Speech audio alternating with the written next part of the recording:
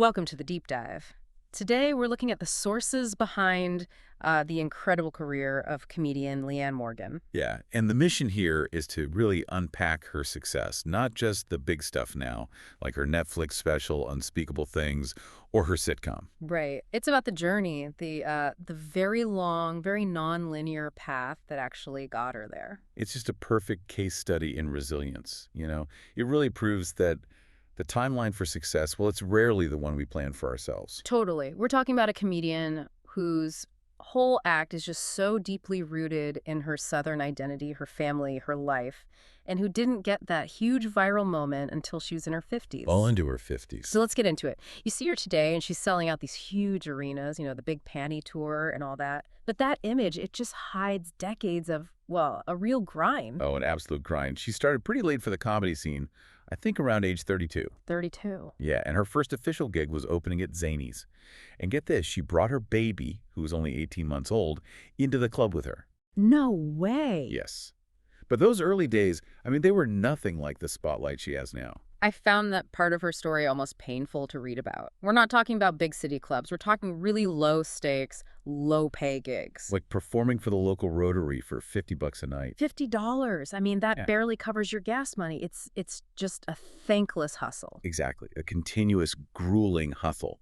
And she even described that whole period, right up until her breakthrough, as her career being in the toilet. How do you even maintain that motivation when your career is literally sending you to, like, Dubuque, Iowa, to do a corporate gig for the Chamber of Commerce? Right. You're flying out, you're away from your family, and the audience isn't even there for comedy. They're there to network. It just sounds so exhausting. But she kept at it. The material was there, but the audience just hadn't found her. And then that breakthrough moment came. And it was completely accidental. This is where it gets really interesting for me.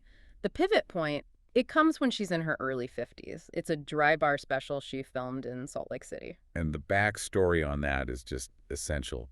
Her own manager told her to do it, but he literally said, nobody will ever see it. The expectations were that low. On the floor, she even admitted she felt rusty and she just used a bunch of her old material. So she goes in, zero expectations, uses old bits. What was it, do you think, that finally clicked with the audience? I think it was that combination of specific but universal, the bit about squeezing into a dress from Dillard's junior department. Yes! That speaks to so many women in a way that just wasn't being talked about in comedy at the time. But the part that really made it go viral, the golden nugget, was her observation about a Def Leppard and Journey concert. That's the one.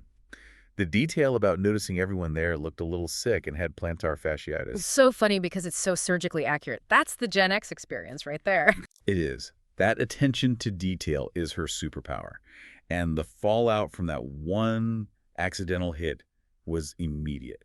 It was profound. It just completely reset her career. She went from being this comedian who was sweet but, couldn't sell tickets, To selling out clubs all over the country, the same places that wouldn't even return her manager's calls were suddenly begging to book her. and that's what launched the Big Panty Tour. It's just such a validation that if your story is authentic, the audience will find you. It just might take 20 years. And that authenticity is all rooted in her life, which means we have to dive into the foundation of all of her material.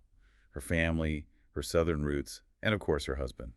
Okay, let's talk about that foundation. She grew up in this tiny, tiny farming community near Nashville, like 500 people. Just completely steeped in that deep Southern culture. And she wasn't on a path to comedy at first. She was on a path to marriage. Right. She met her husband, Chuck Morgan, at the University of Tennessee.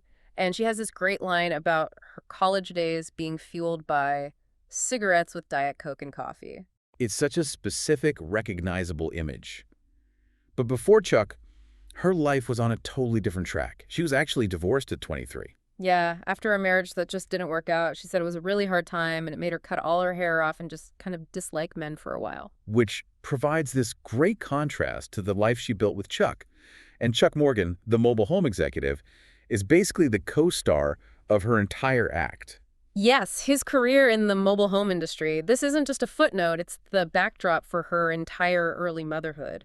She lived in a double wide. In Bean Station, Tennessee. And she tells this story. Can you imagine living in a double wide with no proper steps? Boy. She said she had to literally pitch her babies up into the mobile home while she was pregnant with her third kid. That is not a scene from a normal sitcom. That's just that's life. And the stories just get wilder from there. She got charged by a neighbor's potbelly pig while she was pregnant. You can't make this stuff up. It's the perfect comedic material, though. The mundane but also slightly dangerous parts of rural life. Totally. And what's fascinating is the duality of her husband, Chuck. He's this incredibly grounded, generous guy.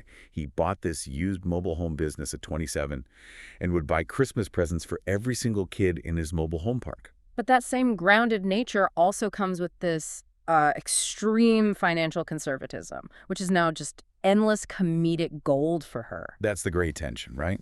She's a huge star now, but the frugal instincts of the mobile home executive are still there. He insists they all share one hotel room on tour. She says they sleep butt to butt in a king.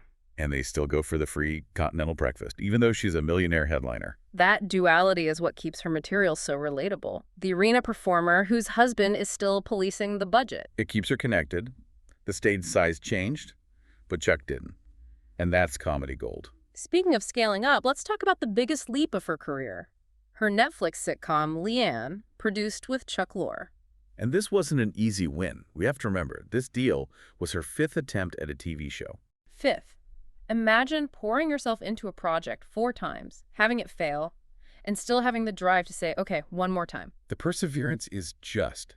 Yeah. It's astounding. And when they finally got it, the pressure was on immediately, especially with the cast they put together. The cast was incredible. Kristen Johnston as her sister. Ryan Stiles, the amazing Celia Weston as her mom, and Blake Clark, who, I gotta be honest, I thought had passed away, as her dad. Me too. And Tim Daly is the love interest. I mean, it's a murderer's row of sitcom talent. But for her, a first-time lead, a stand-up comic, the pressure must have just been immense. Oh, she was very open about it. She said she was crying every single day, just overwhelmed by having to learn a new script every week and being in every single scene. And on top of all that, Netflix basically tasked her with trying to bring back the multicam. That is a huge weight to put on a first-timer, to save an entire format. It just shows how much faith they had in her voice. And when you think about streaming, we always think about the freedom for profanity or whatever. Right. But with Leanne, it was a different kind of freedom. The freedom to just lean into a specific regional culture without having to filter it. Like the running joke where her character carried a gun? Exactly. Ryan Stiles even joked about it, saying something like, "You know how to hold them, Leanne, you're from Tennessee."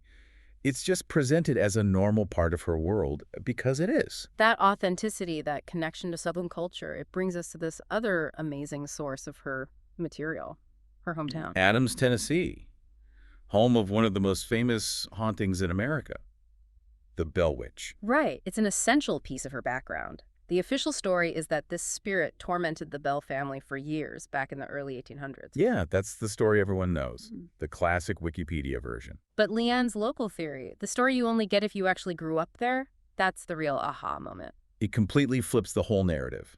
She shares this detailed local story. The haunting was actually just a massive, elaborate hoax. And the person behind it all was a spurned lover who was also a ventriloquist and a mathematician. He used his ability to throw his voice to torment the family and drive the father, John Bell, crazy. And it gets even more gothic. The ventriloquist eventually poisoned John Bell and then married the daughter he'd been tormenting. See, it's not a ghost story. It's a dark, brilliant story of betrayal and murder. It just shows that she comes from a place that is rich with these bizarre, darkly funny stories. It totally reinforces my experience growing up in Louisiana. The South is just full of people who are naturally wild and entertaining.